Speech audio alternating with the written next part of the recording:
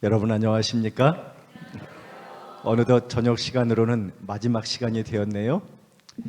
영국의 유명한 시인 윌리엄 월스워드는 무지개를 우러르노라면 내 마음은 뛰노라 이렇게 말을 했는데, 저는 제가 청소년 부장을 해서 그런지 몰라도 우리 청년들을 바라보면 제 마음이 뜁니다. 이 청년들이 요엘서에 마지막 때에 하나님께서 성령을 부어주실 때에 이상을 볼 것이라고 했는데, 이 청년들을 통해서 이루실 하나님의 원대하신 뜻을 미리 바라보면서 감사합니다. 오늘 새벽 이슬 같은 청년들의 귀한 찬양을 인하여 감사합니다. 여러분 오늘도 정말 잘 오셨습니다. 옆사람과 한번 인사하시겠습니다. 천국에서 만날 사람 미리 만나 반갑습니다.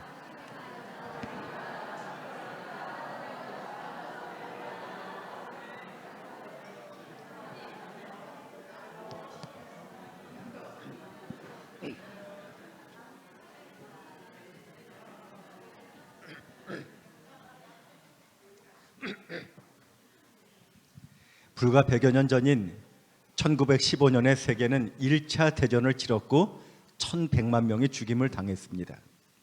1차 대전이 끝나고 불과 21년이 지난 1939년에 독일과 이탈리아, 일본이 다시 한번 2차 대전을 일으켰고, 그로 인하여 5,500만 명이 죽었고 그 상처는 지금까지도 남아 있습니다. 많은 사람들이 물어요, 목사님 3차 대전이 일어날까요? 여러분 3차 대전이 일어나면 분명히 핵전쟁이 될 터인데, 핵전쟁은 승자 패자가 없습니다. 모두 공멸하는 것입니다. 여러분 이에 대하여 성경은 뭐라고 대답을 할까요? 오늘 계시록 12장을 연구하는 시간인데 12장을 통하여 확인하게 될 것입니다. 여러분 다시 한번 복습합니다. 요한계시록은 무슨 구조로 되어 있다고요? 나비 구조. 앞뒤가 정확히 접히는 나비 구조로 하였습니다. 가장 중요한 것은 어디라고요? 가운데 있는 계시록 12장, 13장, 12장은 이 마지막 선악의 싸움, 우리의 운명이 걸려있는 계시록의 심장부로 하였습니다. 여러분 특별히 여러분이 계시록 12장, 13장, 14장은 반드시 아셔야 하는데, 어제 우리는 13장을 통하여 이 마지막 시대의 사단의 대표 역할을 할 대리자 배웠지요? 복합 짐승으로 묘사된 교황권과 어린 양으로 묘사된 미국이 힘을 합쳐서 짐승의 표를 강요할 것이라고 배웠습니다. 여러분 오늘 우리는 12장을 통하여 하나님을 대표하는 하나님의 남은 자손에 대하여 공부하게 될 것입니다. 여러분 12장을 펴기 전에 12장에는 선악의 4차의 전쟁이 나온다 하는 것을 여러분이 먼저 기억하셔야 합니다. 몇 차 전쟁이 나온다고요? 4차. 자, 그 전쟁은 1차는 용과 미가엘의 전쟁이고, 2차는 용과 아이와의 전쟁, 3차는 용과 여자의 전쟁, 4차는 용과 남은 자손의 전쟁입니다. 여러분 용은 바뀌지 않지만 그가 공격하는 세력은 언제나 바뀌는 것이지요. 그런데 여러분 제가 절수를 적어놨는데 4절, 5절 2차 전쟁이 먼저 나온다 하는 것을 여러분 아시겠지요? 왜 그럴까요? 우리가 한번 읽으시면서 확인해 보도록 하겠습니다. 계시록 12장 1절을 엽니다. 하늘에 큰 이적이 보이니 해를 옷 입은 한 여자가 있는데 그 발 아래에는 달이 있고 그 머리에는 12별의 관을 썼더라. 이 여자가 아이를 베어 해산하게 되매 아파서 애를 쓰며 부르짖더라. 여러분 계시록 12장이 열리자마자 첫 번째 등장인물이 나오는데 여자입니다. 그런데 해를 옷 입고 달을 밟고 서 있는 여자입니다. 12별의 면류관이 있는데 가만히 보니 임신한 것 같아요. 거의 3달이 됐는지 아파서 애써 부르짖는다 하였습니다. 여러분 이 여자가 누굴까요? 통일교회 문선명은 자기가 이 여자랍니다. 왜냐하면 달을 밟고 있으니까 영어로 문, 해를 입고 있으니까 선, 달과 해가 만나니 얼마나 밝아요. 밝을 명, 문선명 이렇게 말을 합니다. 여러분 성경은 그렇게 사사로이 푸는 것이 아니라고 했죠. 이 여자가 누군지 조금 후에 밝혀보겠습니다. 3절로 갑니다. 하늘에 또 다른 이적이 보이니 보라 한 큰 붉은 용이 있어 머리가 7이요 뿔이 10이라. 그 여러 머리에 7왕관이 있는데 그 꼬리가 하늘의 별 3분의 1을 끌어다가 땅에 자, 던지더라. 두 번째 등장인물은 붉은 용이라 하였습니다. 그런데 머리가 몇 개요? 뿔이 몇 개요? 여러분 익숙하지 않습니까? 어제 바다에서 올라온 그 복합 짐승과 일맥상통하는 세력이구나 하는 것을 여러분이 아시겠죠. 바로 붉은 용입니다. 여러분, 이 용이 누굴까요? 성경은 무엇으로 푼다고 했어요? 성경으로 구절에 보면 큰 용이 내어 쫓기니 옛 뱀 곧 마귀라고도 하고 사단이라고도 하는 온천하를 깨는 자라 하였습니다. 아, 이 붉은 용은 사단이구나. 여러분 분명하지요? 여러분, 그럼 여자는 누굴까요?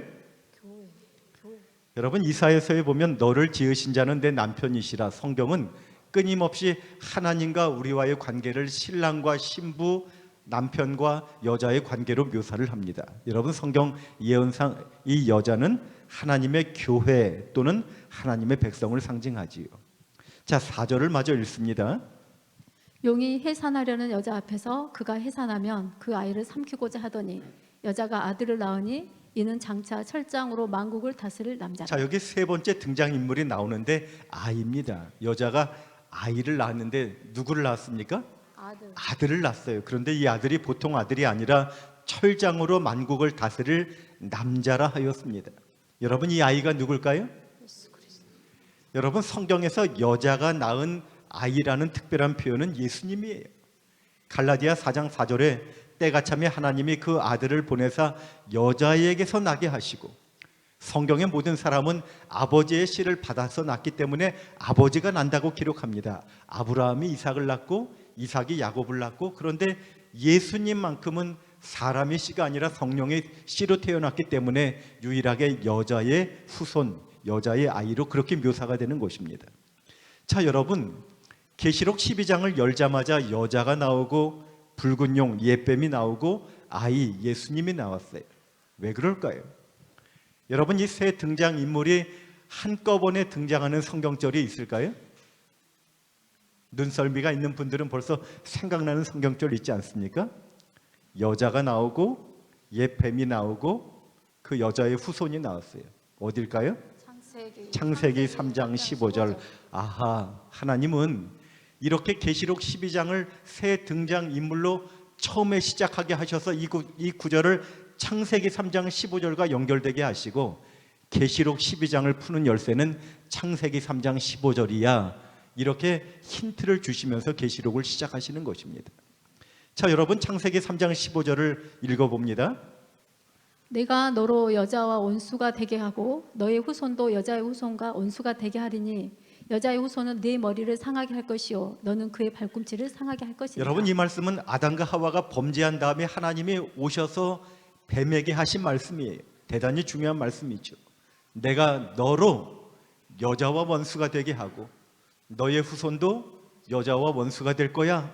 여러분, 이 뱀 사단과 하나님의 백성인 여자 사이에 온 역사를 통하여 계속적으로 반복될 선악의 싸움을 미리 예고하시는 것이지요. 그런데 여자의 후손은, 너가 여자의 후손을 공격하지만 그의 어디를 상할 겁니까? 발꿈치를 상하게 할 것이고, 여자의 후손은 내 어디를요? 여러분, 결국 누가 승리한다는 말이에요? 여자의 후손은. 제가 필리핀에서 공부할 때 필리핀이 야생동물이 그리 많지 않은데 뱀은 참 많아요. 뱀이 나타나면 필리핀 사람들은 놀라지도 않습니다. 그냥 이렇게 막대기 하나 들고 가서 머리만 계속 때려요. 그러면 뱀이 죽습니다. 여러분, 뱀의 머리를 상하게 한다는 것은 결국 여자의 후손이 승리한다는 것을 미리 보여주는 것이지요. 창세기 3장 15절을 통하여 우리가 짐작할 수 있는 것은, 아하, 여자의 후손이 오시겠구나. 그분이 발꿈치를 상하는 십자가의 고난을 당하시겠구나. 그러나 궁극적으로 그분은 십자가로 승리하시겠구나 하는 것을 미리 보여주는 것입니다. 그러므로 창세기 3장 15절은 앞으로 역사를 통하여 펼쳐질 선악의 싸움을 예고하면서 그 싸움에서 이미 여자의 후손이 승리하셨어 라는 것을 미리 알려주면서 선악의 싸움을 예고하는 것이지. 여러분, 하나님은 인류를 창조하신 다음에 그들을 에덴 동산에 두셨습니다. 에덴이란 뜻은 기쁨이란 뜻이에요. 하나님은 우리가 기쁘고 행복하게 살기를 원하셨어요. 그래서 에덴 동산의 모든 실과를 다 먹어라. 하지만 하나, 선악과만은 먹지 말라. 먹으면 반드시 뭐 할 거야? 죽을 거야. 이렇게 말씀하셨어요. 여러분, 하나님은요, 우리를 만드신 창조주시고 우리는 피조물입니다. 그분은 우리에게 생명을 주신 시여자고 우리는 그분의 생명을 받아서 그분과의 관계 가운데 유지되는 그러한 의존된 존재임을 알려주셨어요. 그런데 그 인간이 하나님의 명령을 어기고 불순종함으로 하나님께 의지하기를 거부할 때 하나님은 너희가 나를 떠나서는 반드시 죽을 거야 이렇게 선언하신 것입니다. 그런데 뱀이 여자에게 유혹하지요. 너 이거 먹어도 결코 죽지 않아. 너 이거 먹으면 너가 하나님같이 될 거야. 너 하나님 없이도 스스로 살 수 있을 거야. 이렇게 유혹을 한 거예요. 여러분, 그 유혹에 넘어가서 여자가 그 과실을 따먹고 남편에게도 주매 함께 먹게 되었지요. 그들이 죄를 짓고 처음 느낀 죄의 결과는 수치심을 느낀 거예요. 벌거벗었음을 알고 무화과 나무 잎을 엮어서 치마를 하였더라 하였습니다.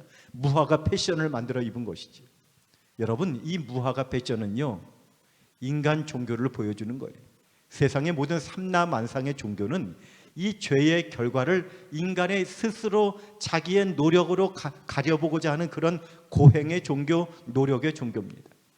그런데 그때 하나님이 가죽옷을 가지고 오셔서 입혀주시는 거예요. 여러분, 이것이 기독교의 차이죠. 기독교는 하나님이 준비해서 우리의 죄를 가려주시는 100% 하나님의 은혜의 종교인 것입니다. 그런데 하나님이 가죽옷을 만드시기 전에 먼저 하신 일이 있죠. 무슨 일을 하셨을까요? 이 짐승은 단벌 신사라 옷을 벗는 것은 죽는 것이죠. 제일 처음 피를 흘리고 살생을 하신 분은 하나님이셨습니다. 그분이 짐승을 죽여서 가죽을 벗겨서 우리의 죄를 가려주신 거예요. 여러분, 그 후로 구약시대를 통틀어서 수많은 양들이 인간의 죄 때문에 죽임을 당했지요. 그리고 세월이 흘러서 세상 죄를 지고 가는 참된 원형 대신 어린 양 대신 예수님이 오셔서 십자가에서 죽으심으로 우리의 죄값을 갚아주셨습니다. 너가 죄를 지으면 정령 죽으리라 하였는데 그 죽음을 예수님이 대신 죽어주시고 우리에게 살 길을 주신 것이지요. 여러분, 우리의 그 죄의 수치심을 가려주시기 위하여 예수님이 십자가에서 벌거벗김을 당하시고 그분이 수치를 당하시고 우리에게는 하나님의 자녀가 되는 은혜를 주셨다는 것입니다. 여러분, 그러므로 십자가는 결국 우리의 죄 문제를 해결하시고 우리를 다시 한번 창조주 하나님과의 관계를 회복시키셔서 다시 한번 하늘 에덴에서 영원히 살 수 있는 은혜를 주신 하나님의 승리의 십자가였다는 것입니다. 여러분, 그러므로 계시록 12장에는 이 세 등장인물을 통하여 계시록 창세기 3장 15절과 연결시켜서 앞으로 4차에 걸친 선악의 싸움이 있을 터인데 그 모든 싸움에서 이미 예수님이 십자가로 승리해 놓으셨어. 그러니 걱정할 거 없어 하는 것을 미리 보여주시면서 전쟁을 시작하시는 것입니다. 여러분, 이미 이겨 놓으시고 우리에게 선악의 싸움을 싸우게 하시는 하나님, 참 멋진 하나님 아니십니까? 여러분, 사단도요, 예수님 십자가가 승리의 십자가라는 것을 알았습니다. 그래서 사단이 어떻게 해서든 십자가를 막고자 노력하는데 그것이 바로 선악의 2차 전쟁인 것이지요. 4절 5절 다시 한번 읽습니다. 용이 해산하려는 여자 앞에서 그가 해산하면 그 아이를 삼키고자 하더니 여자가 아들을 낳으니 이는 장차 철장으로 만국을 다스릴 남자라. 그 아이를 하나님 앞과 그 보좌 앞으로 올려가더라. 자, 이 용이 해산하면 그 아이를 삼키고자 한다고 하였습니다. 정말 예수님이 탄생했을 때에 헤롯 대왕을 통하여 2살 아래 아이를 전부 죽였습니다. 하지만 하나님의 은혜로 예수의 부모는 애굽으로 피신을 하였지요. 여러분, 사단은 예수님의 고향 사람들을 충동하여서 예수님을 심지어는 낭떠러지에서 밀어 죽이려고까지 하였습니다. 하지만 천사의 도움으로 살려나게 되었지요. 여러분, 이렇게 사단이 예수님을 여러 번 죽이려고 했지만 실패했습니다. 사단이 예수님을 죽이는데 실패한 다음에는 예수님으로 하여금 십자가를 포기하게 하려고 전술을 바꾸는 거예요. 사랑하는 제자가 예수님을 팔지요. 수제자가 예수님을 3번이나 부인합니다. 그의 동족들은 예수님을 십자가에 못 박으라고 그렇게 소리 지릅니다. 예수님이 어떤 마음이 들까요? 야, 이런 사람들 위해서 내가 정말 죽을 가치가 있는가? 심지어 예수님이 십자가에 못 박혔을 때에도 사람들이 조롱하면서 저가 남은 구원하였으되 자기는 구원할 수 없도다. 이스라엘의 왕이여 십자가에서 내려오라. 그러면 우리가 믿겠노라. 이렇게 예수님을 조소하였습니다. 하지만 여러분, 예수님은 우리를 구원하기 위하여 그 모든 조롱을 다 견디시고 마침내 모든 사람의 죄를 대신하여 십자가에서 죽으심으로 우리의 구원을 이루시고 승리에 놓으셨다는 것입니다. 그분은 그렇게 부활하시고 하늘로 승천하셨지요. 결국 사단이 예수님을 죽이는데 실패했다는 것입니다. 자, 그런데 갑자기 7절에 분위기가 바뀌지요. 7절 8절입니다. 하늘에 전쟁이 있으니 미가엘과 그의 사자들이 용과 더불어 싸울세 용과 그의 사자들도 싸우나 이기지 못하여 다시 하늘에서 그들이 있을 곳을 얻지 자, 못한지라. 2차 전쟁은 예수님을 죽이려고 하는 전쟁에서 실패한 다음에 갑자기 장면이 바뀌더니 여러분 마치 드라마 가운데 페이드 인 되면서 과거 사건으로 넘어가는 것처럼 왜 사단이 예수님을 죽이려고 했는지 그 배경이 되는 하늘에서 먼저 있었던 1차 전쟁으로 우리를 이끌어가는 것입니다. 하늘에서 먼저 전쟁이 있었는데 미가엘과 그의 사자들이 용과 더불어 싸울세 용과 그의 사자들이 결국 이기지 못한 거예요. 그래서 하늘에서 있을 곳을 얻지 못하여 이 땅에 쫓겨나게 되었다는 내용이죠. 여러분, 미가엘이 누굴까요? 여러분, 개신교인들에게 미가엘이 누구냐 물어보면 거의 전부 다 천사라고 말합니다. 실제로 유다서 1장 9절에 천사장 미가엘 이렇게 표현되어 있기도 합니다. 그런데 여러분, 다니엘서 12장 1절에 대군 미가엘 할 때 그 대군이란 말을 히브리어로 사르라고 했는데 그 사르란 말이 8장 11절에는 군대의 주제, 군대의 사령관 이렇게 번역이 된 거예요. 여러분, 하늘 군대의 사령관 되시는 예수님을 묘사하기에 너무나 적절한 이름인 것이지. 여러분, 결국 미가엘은 예수님을 말하는 것입니다. 그런데 왜 하늘에서 미가엘과 사단 사이에 전쟁이 있었을까요? 성경이 그것에 대하여 구체적으로 말하지 않기 때문에 우리가 구체적으로 알 수는 없지만 이사야 14장에 하나님께서 두로 왕에게 하신 말씀을 통하여 우리는 그것을 짐작할 수 있는 것이지요. 14장 12절에 이렇게 말하지요. 너 아침의 아들 계명성이여. 여러분, 계명성이란 말은 영어로 루시퍼, 우리가 말하는 루스벨, 사단에 대한 이름이지요.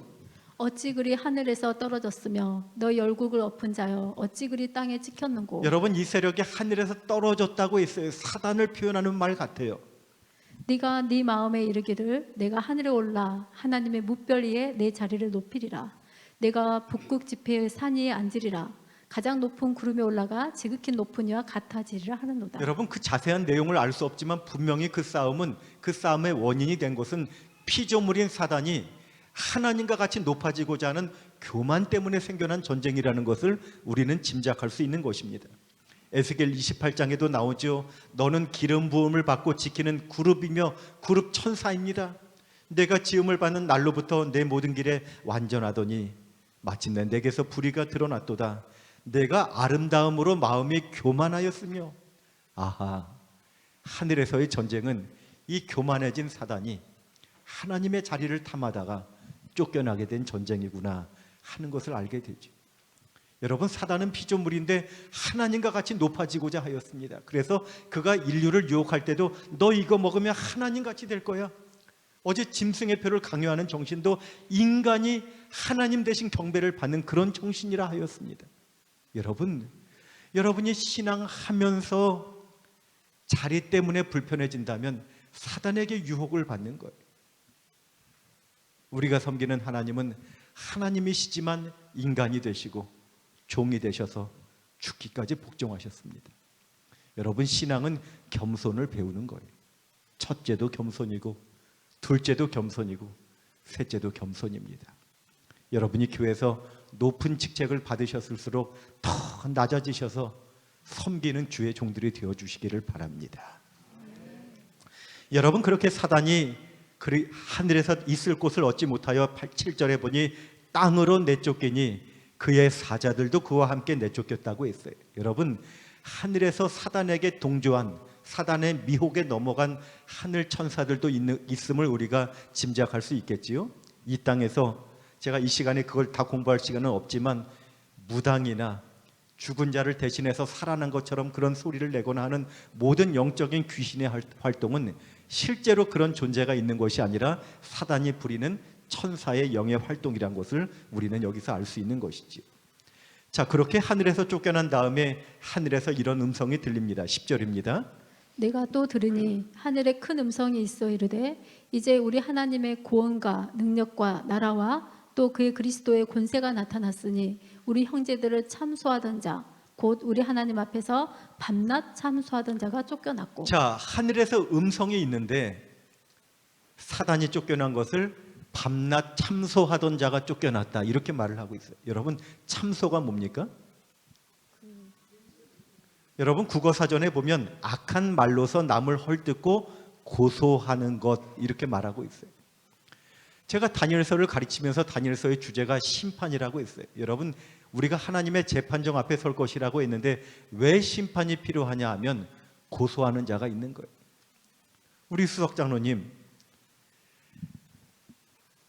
나중에 하나님 심판대 앞에 설 터인데 아마도 고소하는 사단이 검사석에 있을 것 같아요. 그러면서 장로님 앞에 대하여 하나님, 장로님 구원받는다고요? 말도 안 됩니다. 이 자는 자격이 없습니다. 죄를 많이 지었습니다. 하나님을 속였고 사람을 속였습니다. 은밀한 죄를 지었습니다. 거짓말하였습니다. 뻔뻔한 죄를 저질렀습니다. 하나님 계명을 어겼습니다. 사단이 하나님 앞에서 거짓말은 안 하고 모든 증거를 들이대면서 하나님 앞에 고소할 때 장로님 마음이 어떨 것 같아요? 그렇죠. 여러분, 우리 모두는 희망이 없을 거예요. 제가 서두에서 말씀드린 것처럼 계시록 12장을 창세기 3장 15절과 먼저 연결하여서 십자가를 보여주면서 설명한 이유가 거기 있습니다. 여러분, 바로 다음 구절에 이런 말씀이 있죠. 또 우리 형제들이 어린 양의 피와 자기들이 증언하는 말씀으로써 그를 이겼으니. 자, 어린 양의 피와 자기들이 증언하는 말씀으로 그를 이기었다고 했는데 우리가 그때 이기는 방법은 사단아, 너의 말대로 나는 죽을 죄인이야. 너가 말한 거 다 맞아. 하지만 내가 죽을 죽음을 예수님이 대신 죽으셨어. 나는 겸손히 그분을 의지함으로 그분이 나를 용서하셨어. 그래서 나를 바라보면 자격이 없지만 나는 예수님 때문에 자격이 있어. 이렇게 주장하게 될 줄로 믿습니다. 여러분, 그렇게 증언한 어린 양의 피와 그렇게 증언하는 말씀으로 승리한다는 사실을 여러분 기억하시고, 이 대쟁투에서 승리하는 방법은 예수님 의지하는 것밖에 없어요. 그렇지 않습니까? 자, 12절에 또 이런 음성이 들리죠. 그러므로 하늘과 그 가운데 거하는 자들은 즐거워하라. 그러나 땅과 바다는 화 있을진저 이는 마귀가 자기 때가 얼마 남지 않은 줄을 알므로 크게 분내어 너희에게 내려갔습니다. 자, 하늘에서 드디어 사단이 쫓겨나서 하늘은 즐거워하지만 땅에는 비상이 걸렸어요. 땅이 이 땅에 내어 쫓겼는데 여러분, 그 전까지는 우주의 존재들이 사단의 본질을 잘 알지 못했어요. 그런데 십자가에서 하나님의 아들을 그렇게 잔인하게 취급하는 것을 보면서 사단의 본성이 드러난 거예요. 사단의 본성이 드러난 다음에 사단은 이제 기왕에 다 드러났으니 때도 얼마 남지 않았는데 이판사판 크게 분내어 하나님의 교회를 핍박하기 시작하는 것이 바로 3차 전쟁이죠. 13절입니다. 용이 자기가 땅으로 내쫓긴 것을 보고 남자를 낳은 여자를 자, 용이 박해하는지라. 하늘에서 내어 쫓긴 다음에 남자를 죽이려 했는데 실패했어요. 그러니 그 남자를 낳은 여자 교회를 본격적으로 십자가 이후에 박해하기 시작하는 것입니다. 여러분, 네로는요 로마 시대에 불을 지르고 그 기독교인들에게 누명을 씌워서 잔인하게 박해했지요. 그때 사도 바울과 베드로가 순교했습니다. 도미시안 황제는 황제 숭배를 거절한 그리스도인들을 박해하는데 그때 사도 요한이 반모섬으로 추방되고 많은 기독교인들이 지하로 숨어들어서 정말 땅굴을 파고 카타콤에서 햇빛 한번 바라보지 못하면서 그들의 신앙의 정절을 지켰던 곳입니다. 트라이안 루스는 국법을 적용하여서 핍박하였는데 며칠씩 굶주린 맹수들을 원형국장에서 그리스도인들을 잡아먹게 하고 그것을 그들이 즐기게 하였다는 거예요. 여러분, 그런데 역사에 보면 이렇게 죽는 성도들이 마치 신부가 신랑을 위하여 단장한 것처럼 그렇게 찬미를 부르면서 나아가서 순교했다고 그렇게 기록하고 있습니다. 아울렐리우스는 잔인한 고문 방법으로 박해하였고 막시미누스는 재판 없이 한 번에 50명, 60명씩 생매장하기도 하였습니다. 발레리아누스는 일체의 집회를 금지하였고 클레시아누스는 모든 교회를 헐고 지도자를 체포하였습니다. 여러분, 우리 믿음의 선배들이 이렇게 사형을 당하면서도 그들은 찬미를 부르면서 죽음을 맞았다고 역사는 기록하고 있습니다. 여러분, 그런데 AD 313년에 아주 획기적인 일이 일어나지요. 서로마 황제였던 콘스탄틴과 동로마 황제였던 리키니우스가 밀라노에서 만나서 이제는 기독교를 맘대로 믿도록 허용하는 기독교 공인의 사건이 있었던 곳입니다. 우리는 그것을 밀라노 칙령이라고 말하지. 여러분, 제가 엊그제 말씀드린 것처럼 콘스탄틴은 야심이 많은 사람이었어요. 그래서 그의 나라를 확장하기 위하여 수도를 로마에서 지금의 이스탄불인 비잔티움으로 옮기면서 자기 이름을 따서 콘스탄티노플이라고 불렀습니다. 그러면서 정치적 공백이 된 로마 교회에 막대한 권력을 주기 시작했어요. 여러분, 콘스탄틴이 교회를 그렇게 신뢰한 이유는 아무리 핍박을 해도 한 명을 죽이면 10명이 회개를 하고 10명을 죽이면 100명이 회개를 하는 거예요. 심지어 그렇게 잔인하게 박해를 하는데도 로마 황실에까지 기독교인들이 있었던 거예요. 어쩌면 저들은 저런 충성심이 어디서 나올까? 그 충성심의 환심을 내가 얻으면 나의 황제로서의 입지가 얼마나 공고해질까? 이렇게 생각을 한 것입니다. 그래서 기독교를 맘대로 믿도록 허용을 할 뿐만 아니라 교회에 막대한 혜택을 주고 교회 지도자에게 막강한 권력을 준 것입니다. 여러분, 그렇게 권력을 받고 탄생한 정치와 야합한 교회가 로마 교회지, 법안권입니다. 자, 여러분 한번 생각해 봅시다. 우리 안식일 학교장님, 어느 날 우리 서중앙교회 안식일 날 예배 드리러 왔는데 갑자기 성도 10,000명이 모였어요. 그럼 기분이 어떠실 것 같아요? 좋을 것 같아요. 그런 일이 실제로 일어난 것입니다. 여러분, 수많은 사람들이 기독교의 혜택을 주니까 교회 안으로 몰려드는데 그들은 복음을 알지 못했고 그냥 혜택만 바라보고 교회 안에 머물기 위해서 온 것입니다. 그 당시의 상황을 역사가는 이렇게 기록합니다. 새 신자들은 사고 방식과 습관에 있어서 이전의 이교도 때와 똑같았다. 그들은 교회 안으로 몰려들긴 했지만 이교주의를 버리지는 않았다. 오히려 침례받은 이교도들의 무리는 이교 사상을 통하여 조직된 교회의 도덕력을 무력하리만큼 연약하게 만들었다. 여러분, 그런 사람들이 교회 안에 물밀듯이 몰려들면서 교회의 물줄기가 세속적으로 흐르게 된 것이죠.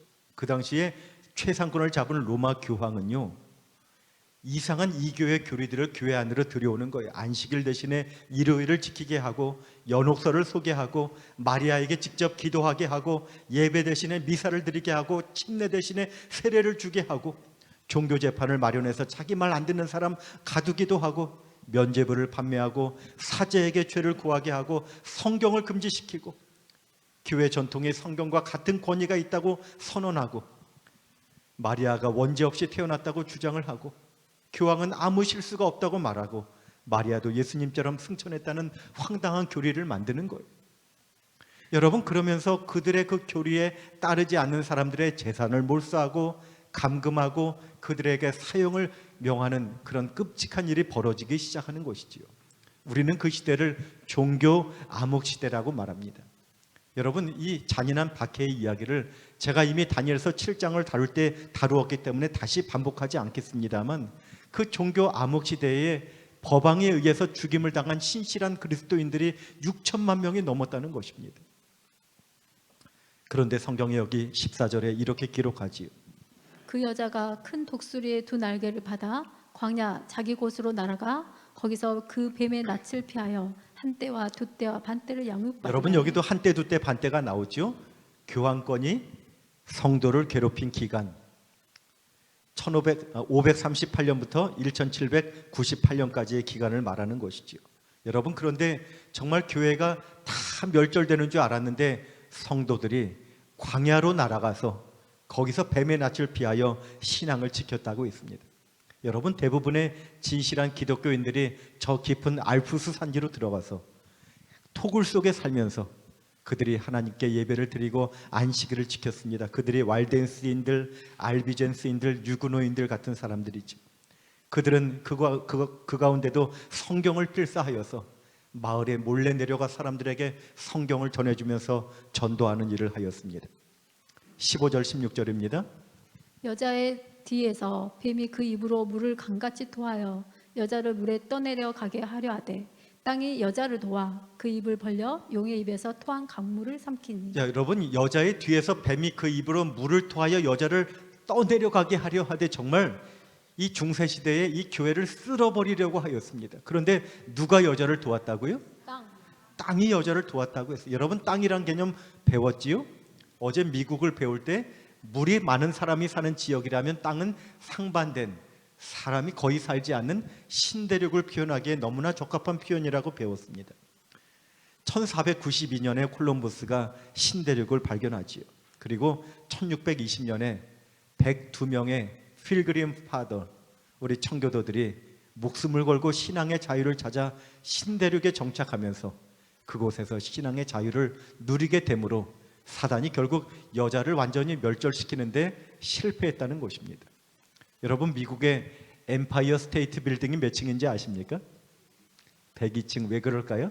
그 필그림 파더를 기념하기 위해서 만든 빌딩인 것이지요. 자, 이렇게 사단이 여자를 멸절시키는데도 실패했습니다. 그래서 마지막 선악의 4차의 국면이 나오는데 계시록 12장의 마지막 절 17절은 이렇게 정리합니다. 용이 여자에게 분노하여 돌아가서 그 여자의 남은 자손 곧 하나님의 계명을 지키며 예수의 증거를 가진 자들과 더불어 싸우려고 바다 모래 위에 서 있더라. 용이 분노하여 돌아가서 하늘에서도 패했지요. 예수님 죽이는데도 실패했지요. 여자 교회를 멸절시키는데도 실패했어요. 3번이나 실패하니까 약이 오를 대로 올랐어요. 그래서 아주 분노하여서 그 여자의 남은 자손 곧 하나님의 계명을 지키며 예수의 증거를 가진 자들과 더불어 싸우려고 바다 모래 위에 섰더라. 여러분 어제 짐승이 바다에서 올라왔다고 했죠. 그런데 땅이 여자를 도와 여자가 땅으로 도망갔어요. 여러분 이 마지막 시대의 용이요, 이 바다에서 그 마지막 여자의 남은 자손 죽이려고 바다에서 나와서 바다 모래까지 이렇게 나오는 마지막 선악의 절박한 싸움을 우리에게 보여주고 있는 것입니다. 여러분 그렇다면 이 마지막 선악의 4차 국면인 사단이 공격할 하나님의 남은 자손이 누굴까요? 여러분 남은 자손이 누굴까요? 여러분 제가 첫날에 이 40세의 독일군에 징집된 프란츠 하젤 목사님 이야기를 말씀드렸는데 기억나십니까? 그 목사님의 막내 아들이 게하르트 하젤인데 이분이 세계적인 신학자입니다. 우리 재림교회 신학자예요. 자, 이분이 남은 자손에 대하여 꽤 두꺼운 논문을 썼는데 이분이 그 논문에 이렇게 정리를 합니다. 남은 자손이란 주제는 한 가닥의 붉은 실처럼 창세기로부터 요한계시록까지 성경 전체를 관통하는 주제이다. 그 주제는 너무나 풍부하고도 심오한 내용을 담고 있어서 구약에서만도 6개의 히브리어로 표현되었고 그 어원에서 파생한 단어를 다 합치면 12개가 넘고 신약에서도 4개의 헬라어가 사용되었다. 그리고 이러한 단어들이 사용된 횟수는 무려 540번 이상이나 된다. 여러분 갑자기 계시록 12장 17절에 남은 자손이란 말이 툭 떨어진 것이 아니라 이 남은 자손과 관련된 표현들이 창세기부터 요한계시록까지 성경 전체를 관통하는 아주 중요한 주제라는 거예요. 여러분 몇 구절만 한번 볼까요? 사사기 7장 3절. 누구든지 두려워 떠는 자는 길앗산을 떠나 돌아가라 하라 하시니 이에 돌아간 백성이 2만 2천 명이요 남은 자가 10,000명이었더라. 여러분 기드온이 미디안과 전쟁을 하는데 적군은 13만 5천 명이에요. 그런데 백성 가운데 군사를 모집했더니 3만 2천 명 밖에 안 되는데 하나님이 너무 많다는 거예요. 두려워 떠는 자 돌아가라는 거예요. 2만 2천 명이 돌아가고 10,000명만 남았다 이렇게 말하는 거예요. 여러분 이 남은 자를 보니 용기 있는 백성 같아요. 그렇지 않습니까? 하나 더 볼까요? 이사야 10장 20절. 그날에 이스라엘의 남은 자와 야곱 족속에 피난한 자들이 다시는 자기를 친자를 의지하지 아니하고 이스라엘의 거룩하신 이 여호와를 진실하게 의지하리니. 아하, 남은 자는 하나님을 진실하게 의지하는 백성이구나. 제가 이 시간에 이 많은 것 다 살펴볼 시간이 사실은 없습니다. 여러분, 그런데 로마서 9장 27절에 이스라엘 자손들의 수가 비록 바다의 모래 같을지라도 남은 자만 구원을 받을 것이라고 말씀하셨어요. 로마서 11장 5절에 그런즉 이와 같이 지금도 은혜로 택하심을 따라 남은 자가 지금도 있다고 말씀하셔요.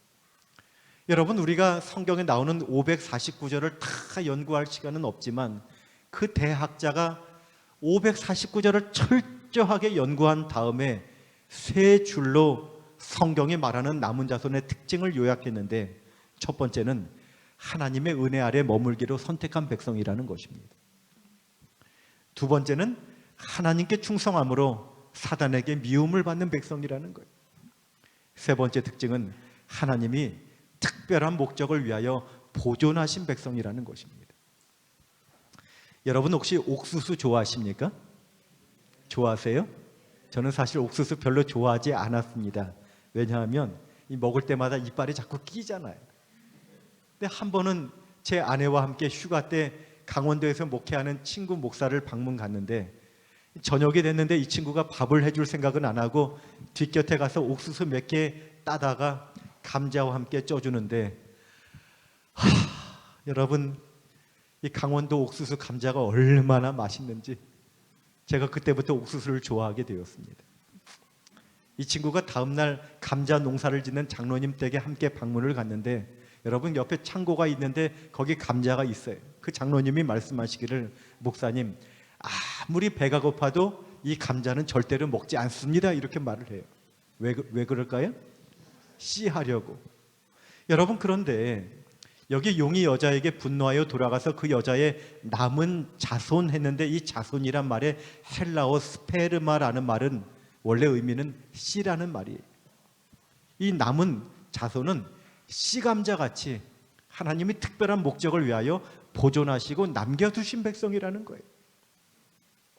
근데 그들의 특징이 첫 번째가 뭐예요? 하나님의 계명을 지키며, 두 번째는요, 예수의 증거를 가졌다, 이렇게 말하고 있어요.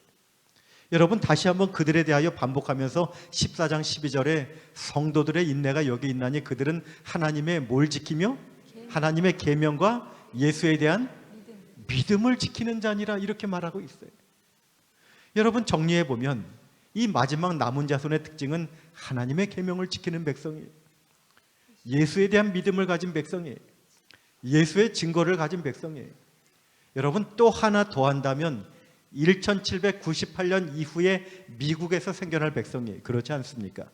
한때 두때 반때가 지나는 1798년 이후에 땅이 여자를 도와 여자가 땅으로 피신한 다음에 거기서 생겨날 백성임이 분명한 거예요. 그렇지 않습니까? 자, 여러분, 이것을 근거로 이 마지막 남은 자손이 누군지 한번 생각해 보십시다.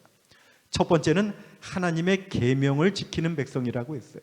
여러분, 성경은 거듭거듭 말하지만 레위기서, 신명기서, 구약의 여러 군데 하나님의 율법을 지키면 하나님 복을 주시고 너희가 불순종하면 저주를 받을 것이라고 반복해서 말씀하셔요. 그런데 여러분, 어떤 사람들은 계명이 폐했다고 가르칩니다. 특별히 이 둘씩 짝지어 다니는 여호와의 증인들이 계명 폐했다고 가르쳐요. 십계명 폐했다고 가르쳐요. 제가 한번 그분들 만나서 정말 그러냐고 물어봤어요. 부모 공경 안 해도 됩니까? 살인해도 됩니까? 거짓말해도 됩니까? 여러분, 십계명 폐할 리가 있을까요?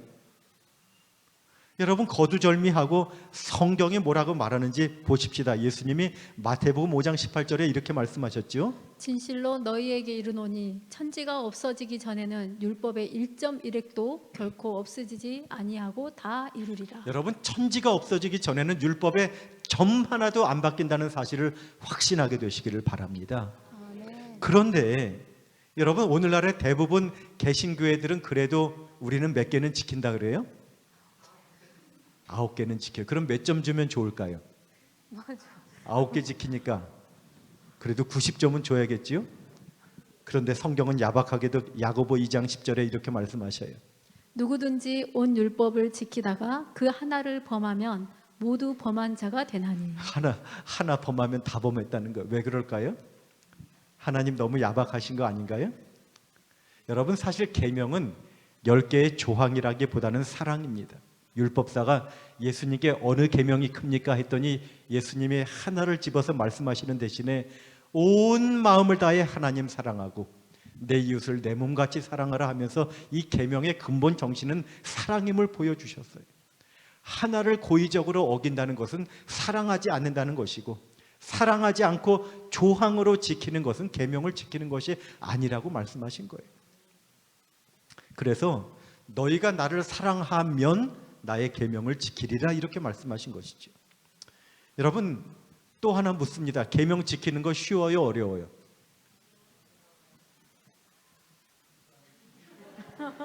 안식일 지키는 거 쉬워요, 어려워요? 쉬워요, 어려워요?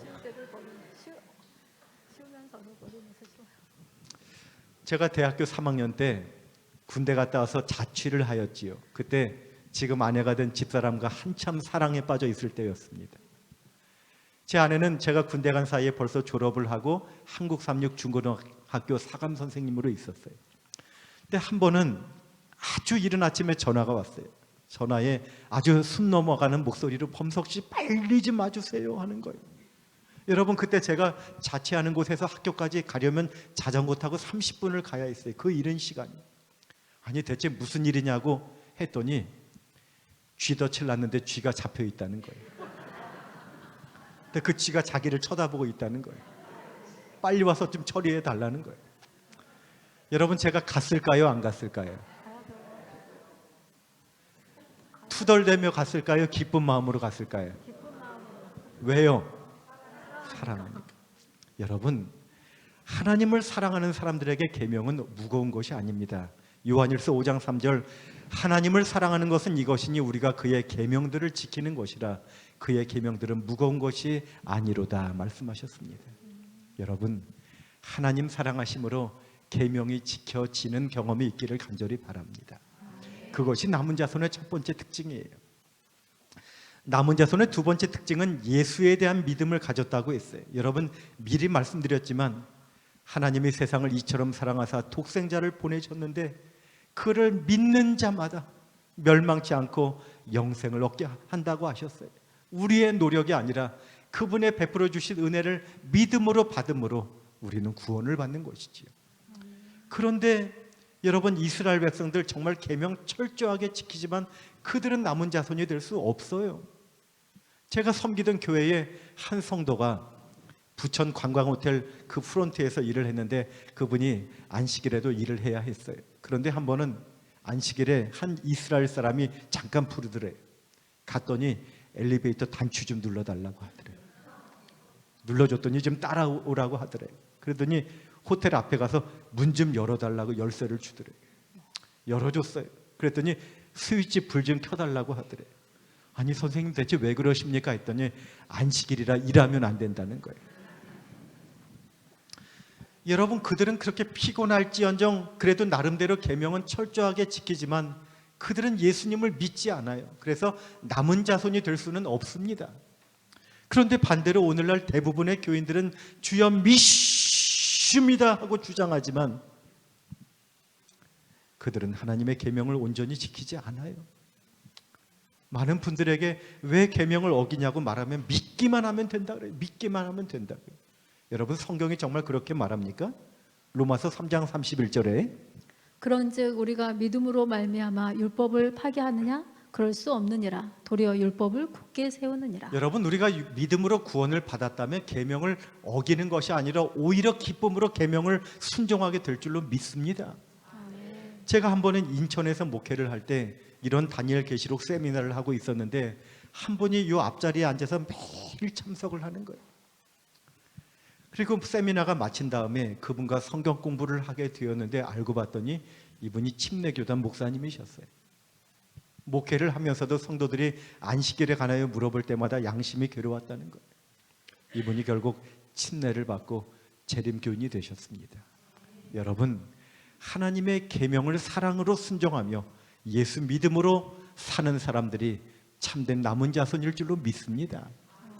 여러분, 이 남은 자손의 세 번째 특징은 예수의 증거를 가진 백성이라고 했어요. 여러분, 예수의 증거가 뭘까요?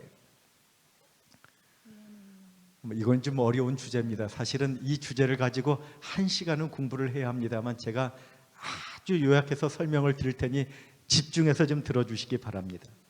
여러분, 예수의 증거에 대하여 계시록 19장 10절에 이렇게 설명합니다. 내가 그 말 앞에 엎드려 경배하려 하니 그가 나에게 말하기를 나는 너와 및 예수의 증거를 받은 내 형제들과 같이 된 종이니 삼가 그리하지 말고 오직 하나님께 경배하라. 예수의 증거는 예언의 영이라 하더라. 자, 예수의 증거는 뭐라고요? 예언의 영이라.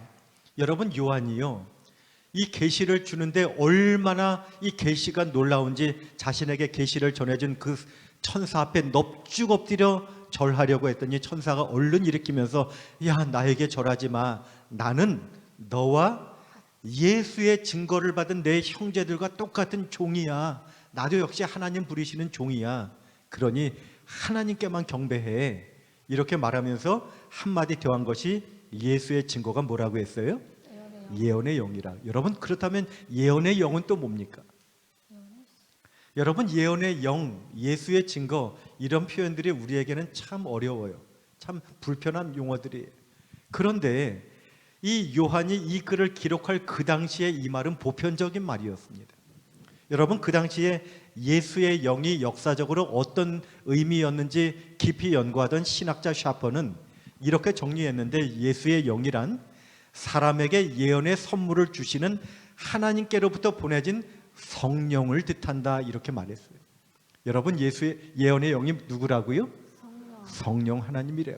특별히 예언의 선물을 주시는 성령이라고 말했습니다.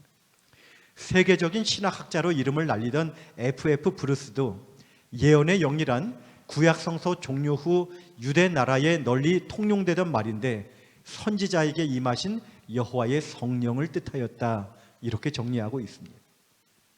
자, 이것에 대하여 다시 한번 확고하게 하기 위하여 22장 8절 9절의 말씀을 봅니다. 내가 듣고 볼 때 이 일을 내게 보이던 천사의 발 앞에 경배하려고 엎드렸더니 그가 내게 말하기를 나는 너와 내 형제 선지자들과 또 이 두루마리의 말을 지키는 자들과 함께 된 종이니 그리하지 말고 하나님께 경배하라 하더라. 여러분, 19장과 동일한 상황이죠. 다시 한번 이 요한이 계시를 주는 천사가 얼마나 놀라운지 그 앞에 넙죽 엎드려 절하려고 하니까 천사가 또 일으키면서 나는 너와 내 형제 누구요? 선지자. 아까는 너와 예수의 증거를 받은 내 형제들, 이렇게 말했는데 그 형제들을 이번에는 너와 내 형제 누구들? 선지자들, 이렇게 말한 거예요. 여러분, 예수의 증거를 받은 형제들이 형제 선지자들, 이렇게 표현한 것입니다. 자, 정리해 보면 예수의 증거, 예언의 영은 선지자를 통하여 예언의 말씀을 주시는 성령 하나님이에요.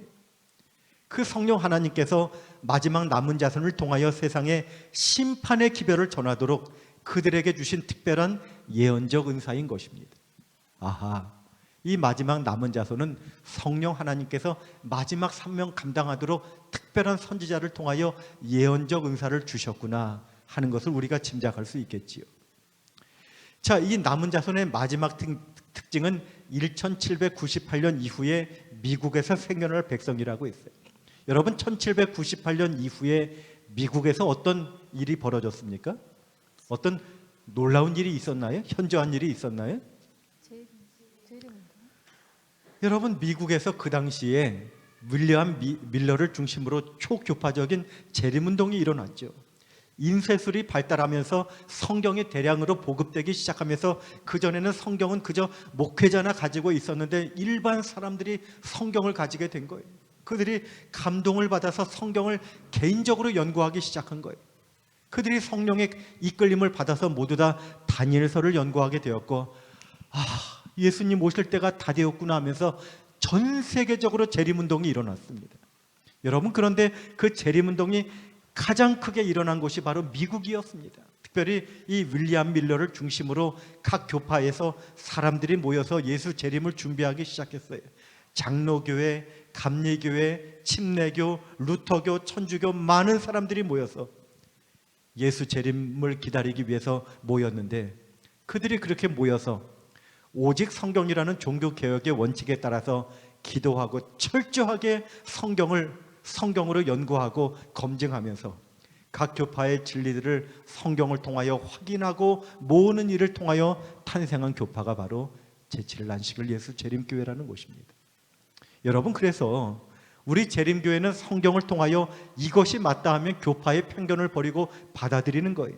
루터 교회를 통해서는 오직 성경, 오직 믿음이란 교리를 받아들였고, 장로 교회를 통해서는 하나님 주권, 성경 중심의 신앙, 감리 교회를 통해서는 중생과 성화, 침례 교회를 통해서는 침례와 세종 예식, 제7일 침례 교회를 통해서는 안식일 준수, 제세례파를 통해서는 종교 분리와 부활의 신앙, 청교도를 통해서는 경건한 신앙, 모라비아 형교회를 통해서는 세계적인 복음 전파, 심지어 카톨릭 교회를 통해서는 선행과 삼위일체 교리를 받아들이게 된 것이지요. 여러분, 이렇게 각 교파로부터 발견된 진리들을 성경으로 철저하게 검증하여서 생겨난 교회가 바로 제7일 안식일 예수 재림교회라는 곳입니다. 여러분, 이 교회에 대하여 이 카톨릭 교회는 비판하면서 이렇게 기록합니다. 집사님, 제7일 안식일 예수 재림교회의 교리를 보면 여러 교회의 교리를 한두 가지씩 따다가 잡채를 만들어 놓았다는 느낌이 이분들이 듭니다. 말하기를 이 교회는 여러 교회 교리를 모아서 잡채를 만들어 놓았다고요. 여러분, 잡채 좋아하십니까? 네. 그런데 여러분, 이 교회가 아무거나 갖다가 잡채를 만든 것이 아니라 철저하게 연구하고 엄선된 진리를 만들어서 아름다운 복음의 음식을 만든 교회라는 것입니다. 여러분, 그러므로 제7일 안식일 예수 재림교회는 하나님의 계명을 지키고 예수에 대한 믿음을 가지고 예수에 대한 증거를 가지고 세상을 향하여 예수님의 재림을 준비하도록 복음을 전하는 성경에 예언된 남은 교회라는 사실을 여러분 확신하게 되시기를 바랍니다. 계시록 12장을 정리합니다. 여러분, 계시록 12장에 선악의 4차 전쟁이 나왔는데 언제나 누가 승리하셨어요? 하나님은 언제나 승리하십니다. 여러분, 그러므로 세계 3차 전쟁으로 세상이 끝나지 않습니다. 많은 전쟁들이 있을 것이지만 그것은 재림의 징조이지만 세계가 전쟁으로 끝나는 그런 3차 전쟁은 없을 것입니다. 오히려 우리의 관심은 우리의 구원이 달려있는 선악의 전쟁에 관심을 가져야 하는데 하나님은 언제나 승리하시는 줄로 믿습니다. 그러므로 하나님을 의지하는 자는 반드시 승리한다는 사실을 여러분 믿으시기 바랍니다. 여러분, 어제 사단의 대표자 배웠어요. 교황권과 미국. 그런데 하나님의 대표자 남은 자손 너무나 왜소해요. 여러분, 이게 게임이 될까요? 이 싸움이 되겠습니까?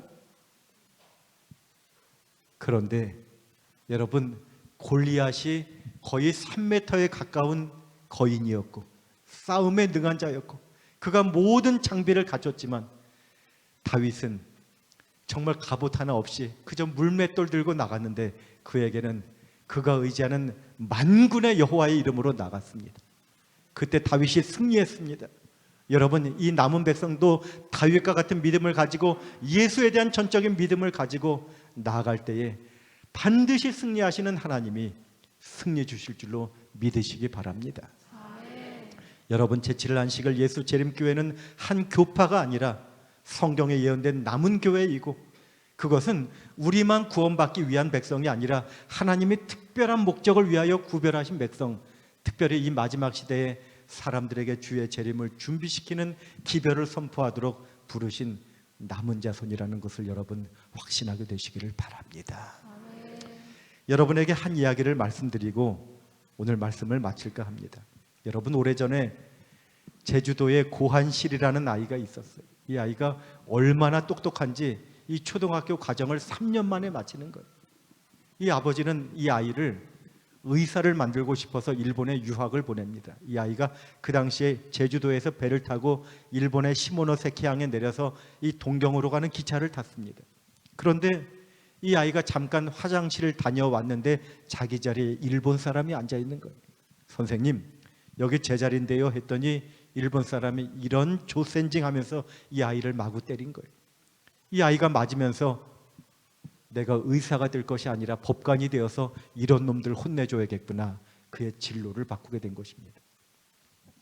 이 아이가 동경에 가서 최고의 중학교, 고등학교를 다니는데 정말 얼마나 똑똑한지 월반을 하고 17살에 동경 제국대학의 법학과에 합격을 하고 최연소로 사법고시에 합격을 합니다. 그가 동경 제국대학을 다니다가 일본군 장교로 징집이 되었는데 1945년에 일본이 패망하고 유엔군 포로가 되지요. 여러분 유엔군 포로로 잡혀 있는데 유엔 고등 검찰관이 가만히 보니 정말 똑똑하거든요. 너 미국 사법 시험 한번 보지 않을래?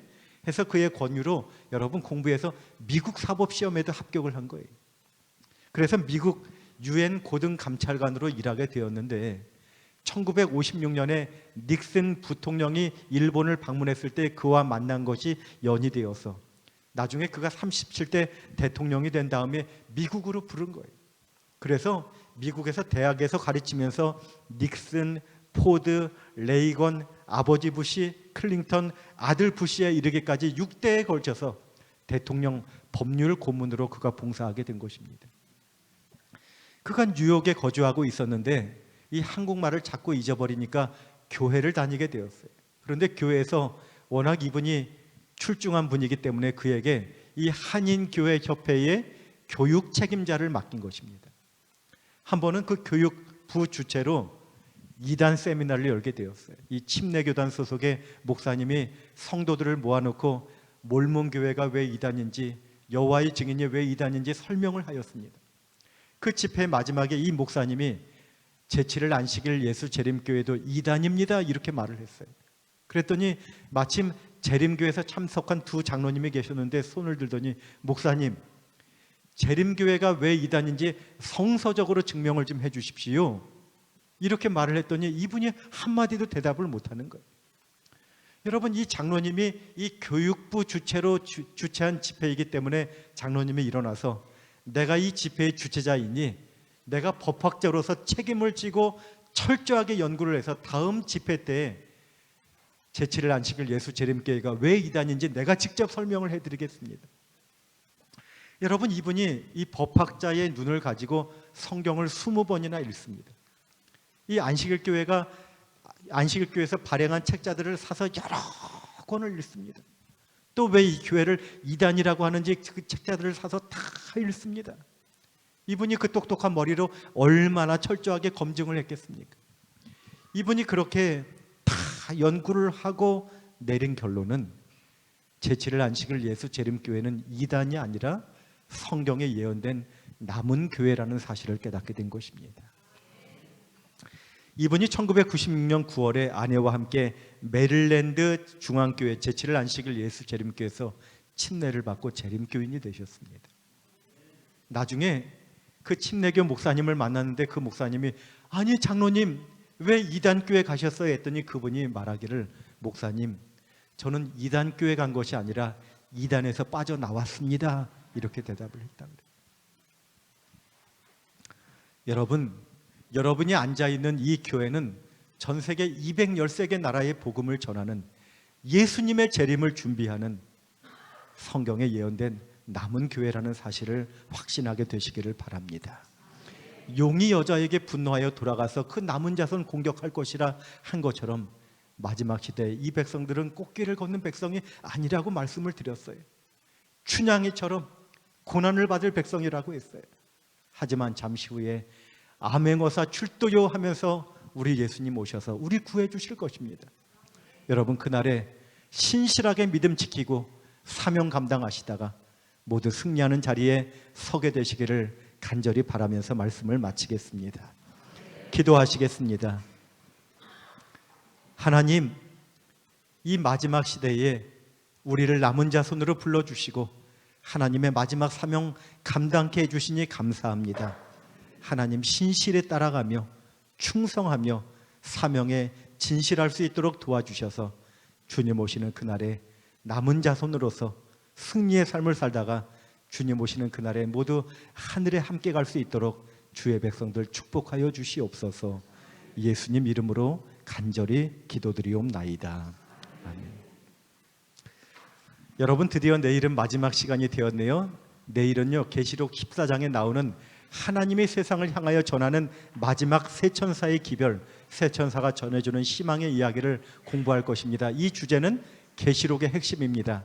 내일도 꼭 들으시길 바랍니다.